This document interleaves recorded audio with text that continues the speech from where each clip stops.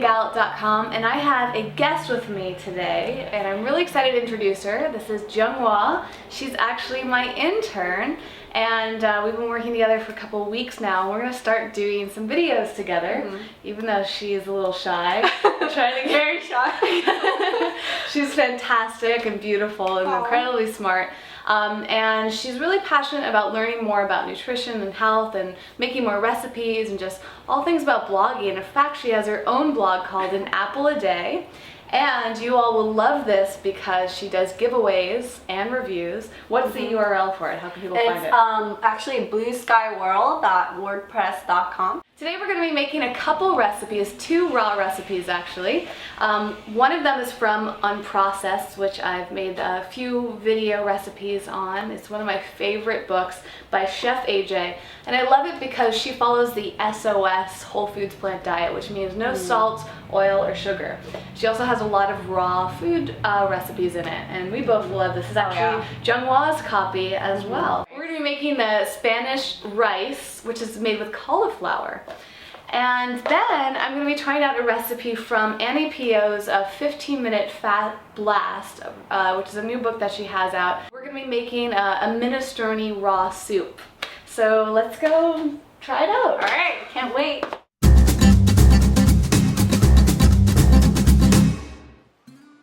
Take 1 head of cauliflower and chop it into pieces. Then add it to the food processor.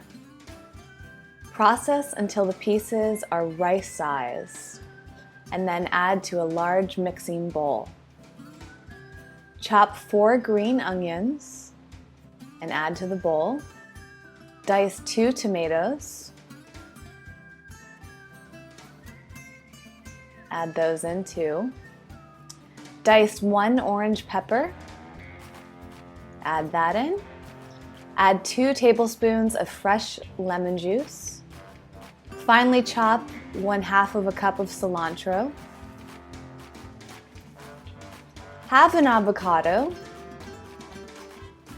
Scoop out into a bowl and mash up really well. Then add that in. Add 1 tablespoon of paprika, 1 teaspoon of chili powder, and if you like it spicy, some jalapeño. Mix it all up well and add to a dish. Let's try this. Nice spice kick to it.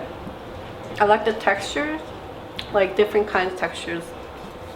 Smooth, little crunchiness, very fresh tasting.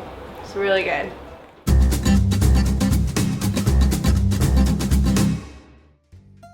Dice 1 cup of tomatoes, which is about 1 large tomato. Dice 1 cup of celery, which is about 2 stalks. Add in 1 tablespoon of miso. I use chickpea miso. 1/2 teaspoon of fresh oregano, or 1/4 teaspoon dry oregano. 1/4 teaspoon minced garlic, or 1 clove. 1/8 to 1/4 teaspoon cayenne pepper, depending on how spicy you like it. 1/2 to 1 cup of water, depending on consistency, and just blend until smooth. Pour it into a bowl and enjoy.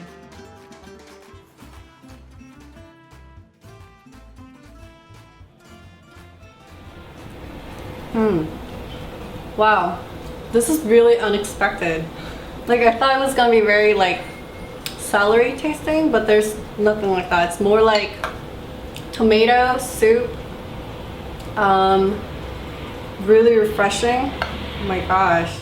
So that was absolutely fantastic. Oh my god, it was so good. I feel so satisfied after eating it and just like energized. Very light. Yeah, it was light but filling. Yeah, definitely. It's not heavy without the oil in there, even though there was some avocado. It was very, we can barely even taste it. Yeah, it was very subtle. It kind of just gave it more like a creamy texture or something. It was really good. I have to say though, I really liked the minestrone soup. It was unexpectedly good. Yeah. It was it's just so flavorful. Like when you tried it, I was like, oh, maybe she's Oh just my God. exaggerating because she liked yeah. But like when I tried it, I had the exact same reaction.